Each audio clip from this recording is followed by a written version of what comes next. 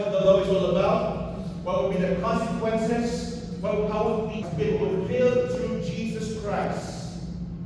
And the law is still important. It did not diminish its significance, its power, its importance in our lives. We still have to observe it, but in a different lens, in a different eyes.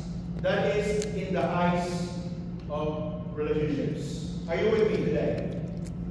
In the eyes of relationships. So whenever we talk about the Ten Commandments, it talks about our relationships. Today, I'm going to talk about the relationship. People of Israel, be careful to keep my Sabbath day. For the Sabbath is a sign of the covenant between me and you, from generation to generation. It is given so you may know that I am the Lord, who makes you holy. You must keep the Sabbath day, for it is holy day for you. Anyone who desecrates it must be put to death. My goodness. That's the way Jesus said to them, the Sabbath was made to meet the needs of the people, and not people to meet the needs of the Sabbath. You came here today to observe the Sabbath, the principle of rest, not because we need numbers, not because we can check your attendance. You are here today because for your own benefit. Amen. You want to do me a favor by coming here or not coming here, because the Church of God will continue on. This will remain a church whether you are here or not. But guess what? Whenever you come to worship God on a Sabbath day, you are not doing God a favor, you are not doing us a favor, you are doing a favor to yourself. Amen. Amen. Because we are not here to meet the requirements of the church. We are not here to meet the requirements of the Sabbath, but for the Sabbath to meet the needs of the people. Amen. Amen. So that the Son of Man is the Lord even on the Sabbath. You know, God gave this commandment for our own good. Please remember this. God is for our own good. Awesome in our lives. If you will look at the scriptures, Jesus has a habit of healing on the Sabbath day. Jesus has a habit of delivering on the Sabbath day. In fact, he got paid for it. The Pharisees hated him because they were offended on what he did. They did not understand the spirit of the law, that the Sabbath is for you, for us, for our benefits, and not for the organization. Amen. Understand and stop from all these words. It is just like tithes. That you can do more in your 90% when we give our 10% to God than keeping all the 100%. Why? Because it is a declaration of provision. It is an act of faith. It is only by faith that God is pleased. Amen. Amen.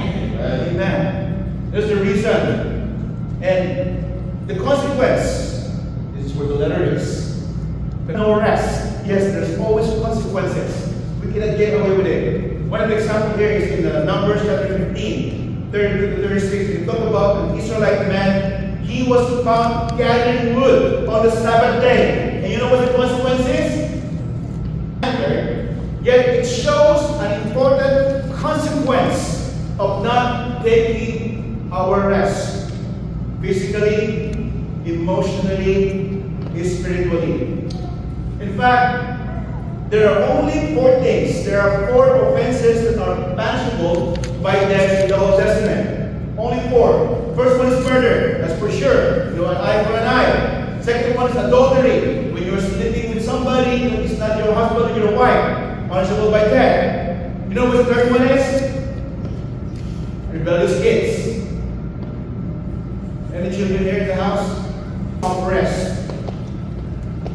We are working ourselves to death. When we apply this principle, there's a blessing. When God rested from all his work, he blessed it and he got refreshed. And there are several instances in the Bible that Jesus performed miracles, performed healing, performed deliverances on the day of the Sabbath. Mark chapter 2, 27 says this.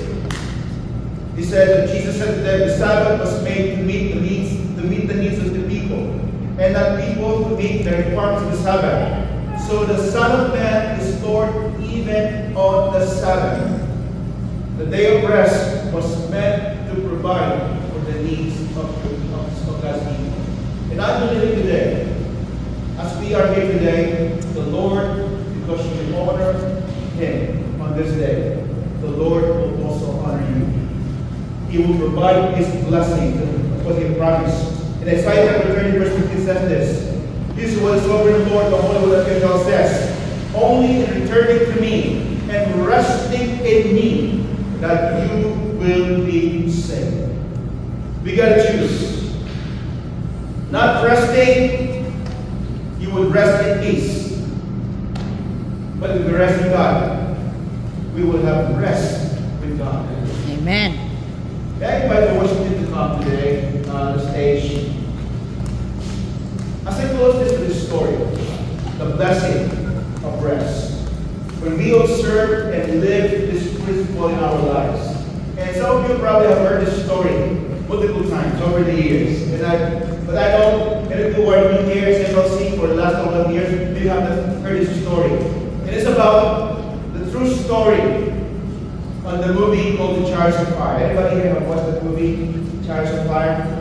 A movie shown in the 80s, and it's about the story of two athletes, Harold Abrahams and Eric Liddell. It was about the games in the Olympics in the 1920s, before the World War II. And Eric Liddell is a committed Christian. And he was one of the favorites to win the gold medal for the 100-meter dash in the Paris Olympics in 1924. However, the quarterfinals for the 100 fell ball. His coach, his colleagues, and even the Prince of Wales, because he's British, tried to convince him to change his decision and his mind. But he would not participate in the semifinals because they were being held on a Sunday. Liddell believed that to run on a Sunday violated the fourth commandment to keep the Sabbath day holy. However, God honored Liddell in the way that he would not expect it. Because he made a stand to make Sunday a special day for God.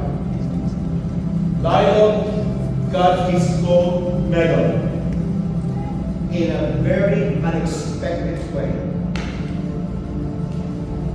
After turning down the chance to run the 100-meter semifinals, Liddell was surprisingly given a place in the 400-meter run. A race that he had never run before. A race that he had never participated before. But it was a race that was meant for him.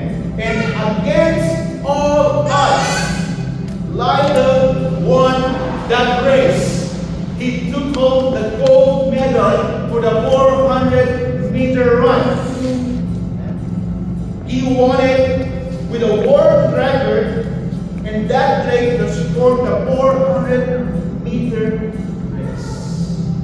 You see, when you honor God, on that day, He will also honor you. Amen. He will provide for your needs in an unexpected way, in ways that you will never imagine. In fact, He will provide all your needs in ways beyond or more that we could believe.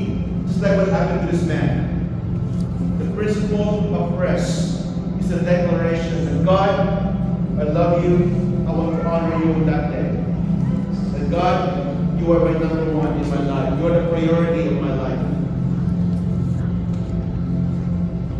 And I'm declaring that I'm resting stopping all the things I do so that I can come to you because you are important in my life.